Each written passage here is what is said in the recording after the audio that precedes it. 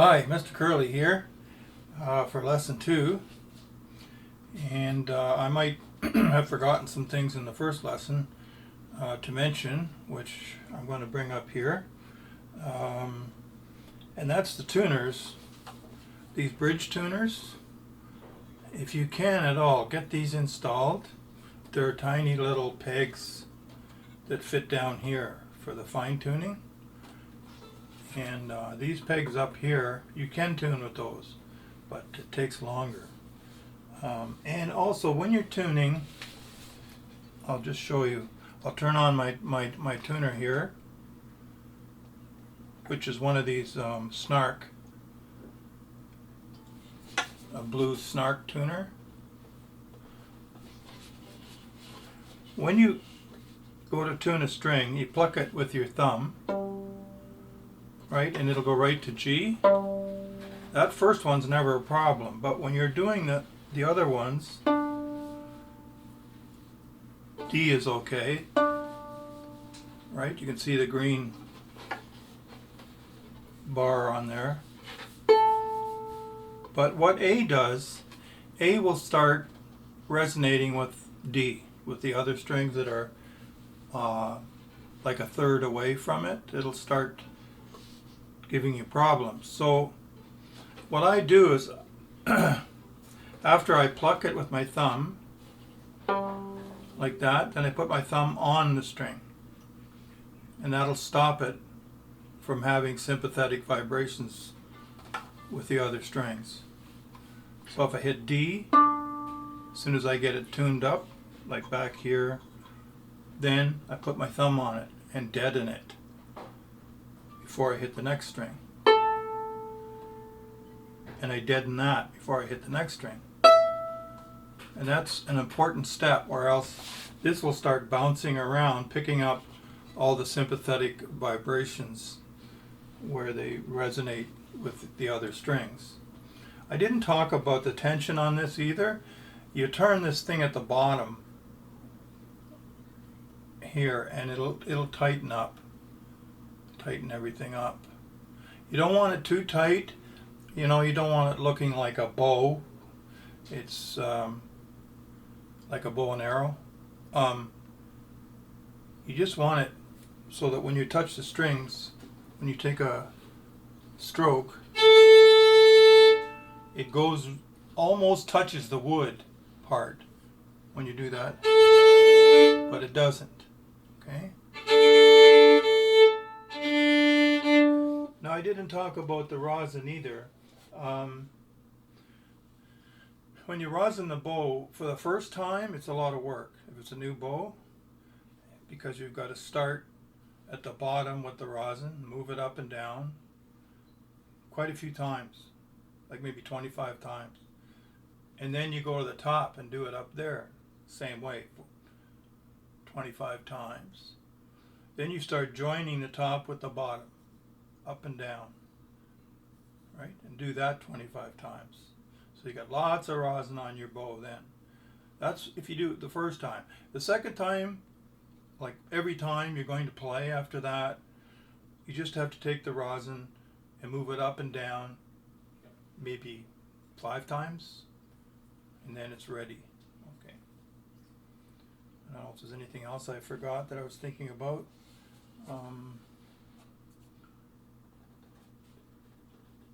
We could talk about the bridge setting, but I'll talk about that later. That's enough information for now.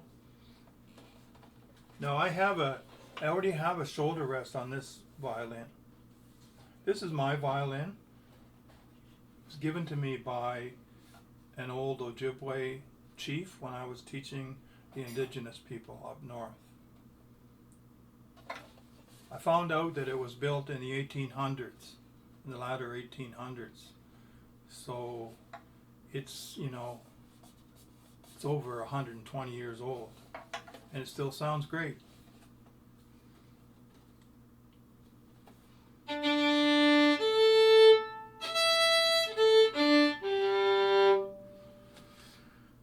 Okay, the tune that we did in the first lesson, let's review that. Au clair de la lune. Sorry. sorry.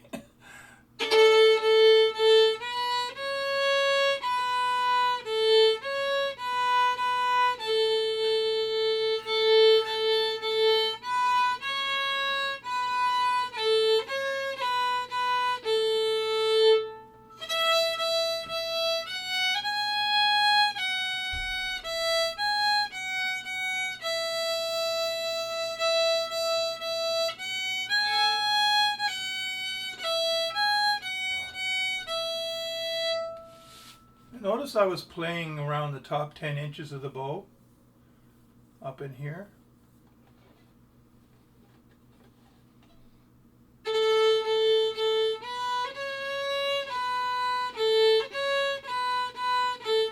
You can play down here.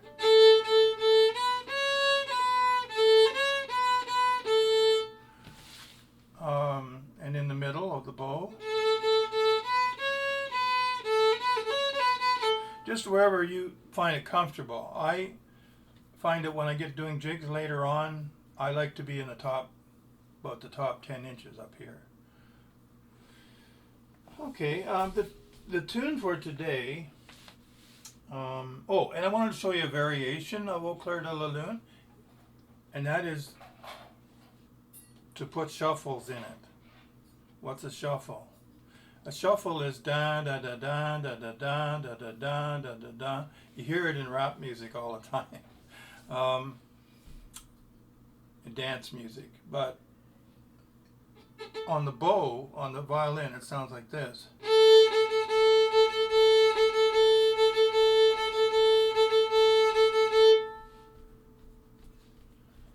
What I use to remember when I'm working with children is the name John Jingle.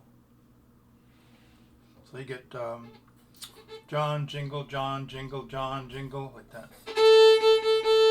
John Jingle, John Jingle, John Jingle, John Jingle. Now you just sort of fool around with this rhythm pattern, and it's actually 2 eighth notes followed by a quarter note.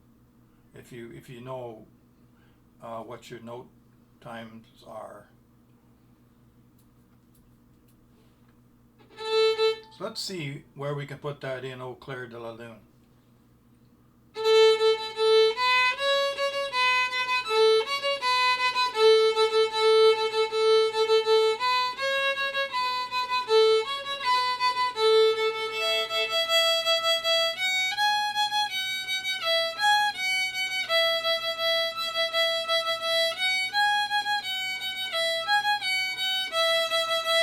See?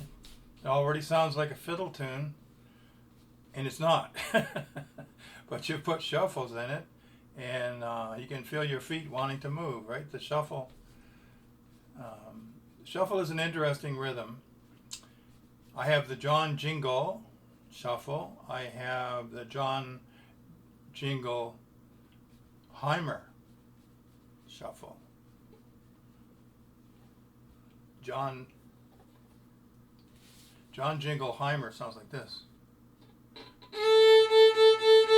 John Jingleheimer. John Jingleheimer.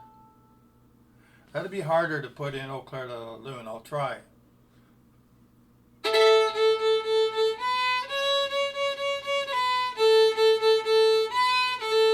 Right there is where it's hard.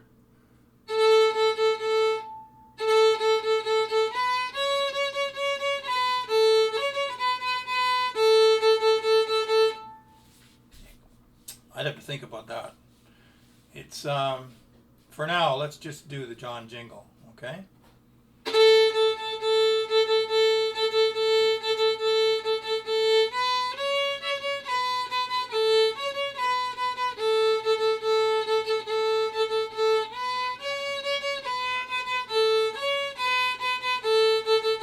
Now you'll notice in this hand, I've relaxed my right hand, and I'm only holding it by 3 fingers, and sometimes 2, because it's so relaxing to do it that way. See right there, I'm just using 2 fingers.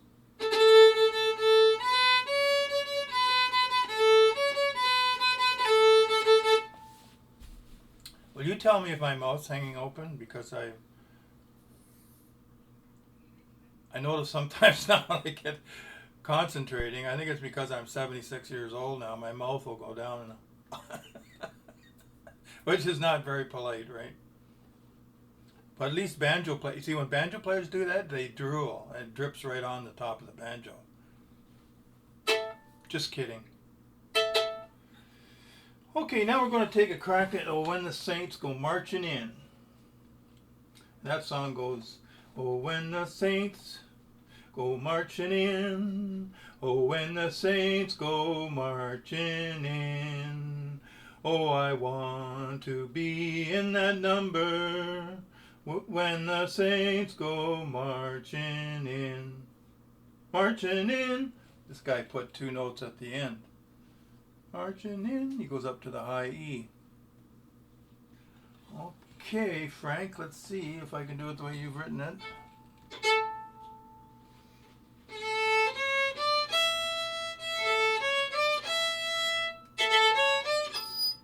Sorry, I did a squeaker there.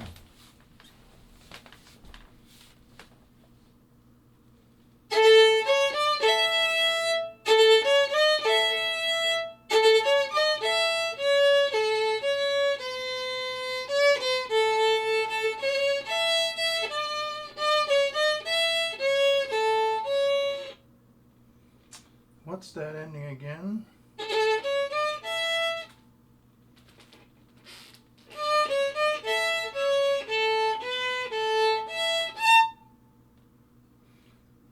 Well, is that special? Try the whole thing.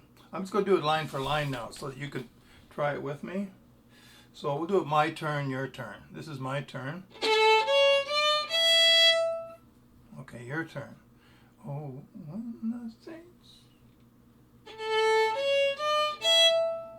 Your turn. Saints.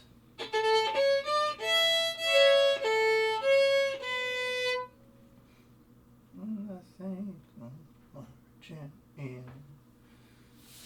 Okay, that's pretty good. That's pretty good. I wanted to sing this, but I can't sing it in A. A is pretty high for me to sing. Oh, when the saints, that's A, eh? The key of A is pretty high. Oh, when the saints. I could probably jump down an octave. Oh, when the saints go marching in. Oh, when the saints go marching in. Lord, I want to be in that number. When the saints go marching in. You know, some kids think they can't sing because someone has tried to make them sing in a key that's not suited for their voice. That's the sad truth of it. I used to find working with kids that with children, the key of C was pretty good, the C scale. But you always had those that like to sing higher or those that like to sing lower. Well, I'm going to try this again.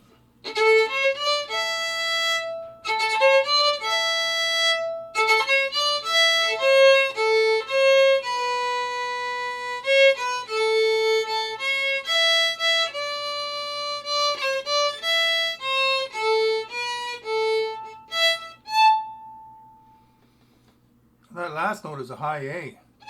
It's the third finger on the E string.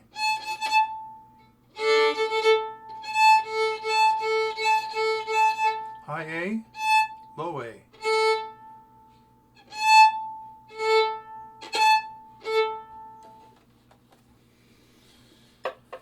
Okay, this is a longer tune, so we'll do this again in the next lesson. That's enough for today. Okay, don't forget, don't fret. And always put your violin in the case when you're finished. I learned that the hard way when my little sister stepped on my violin when I was a kid.